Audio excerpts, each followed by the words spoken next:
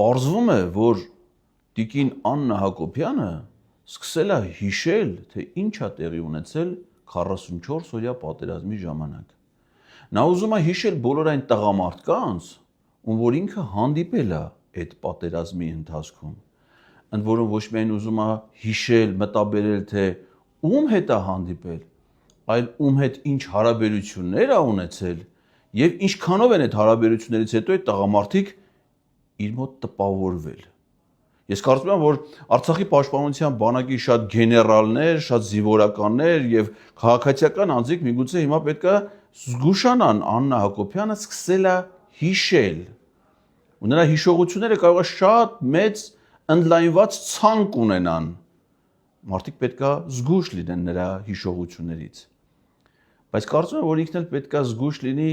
մեր հիշողություններից, թե մենք ինչ ենք հիշում 44 օրյա պատերազմից առաջ, ընթացքում եւ հետո իրենից, Աննա Հակոբյանից։ Կարծեմ դա այն նույն Աննա Հակոբյանն էր, որը որ մինչև պատերազմը խաղաղության քարոզ էր իրականացնում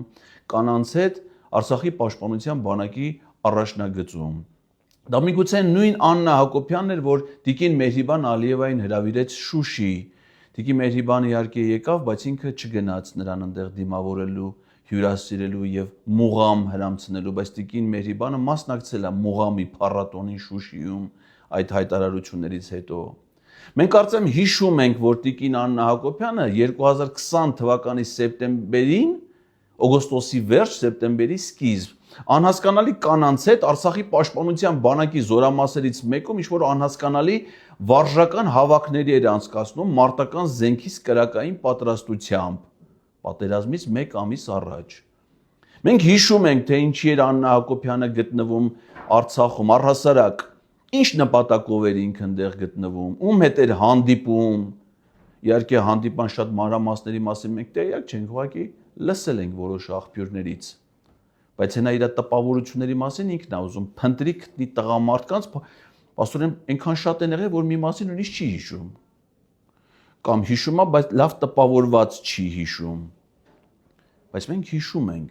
Մենք հիշում ենք Էռատո կամավորական ջոկատի մասին, որը Գորիսի հյուրանոցից գնում էր Գորիսի մոտակա դիրքերը։ Միգուցե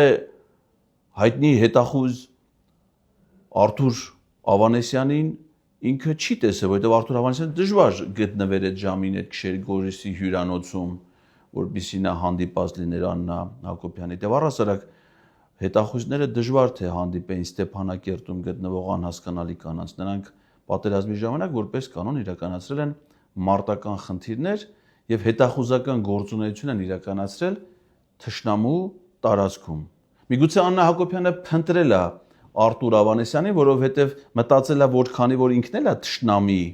եւ թշնամական առաքելությամբ է գտնվում Ստեփանակերտում, միգուցե հետախույզները իր հետ է պետք է հանդիպեին եւ պարզեին, թե ինչ նպատակով է ինքն դե գտնվում։ Այդ իմաստով կարելի է այդ համաձայնել, որ հետախույզները բացթողում են ունեցել, մտածել են, թե յուրային է, բայց հետո պարզվել է, որ իսկապես թշնամի է։ Մենք դեռ շատ բան կհիշենք ձեզնից տիկին Հակոբյան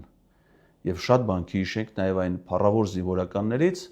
լինեն նրանք հետախույզներ, հրետանավորներ, տանկիստներ, ովքեր որ փառապանս ձևով փորձել են պաշտպանել իրենց հայրենիքը,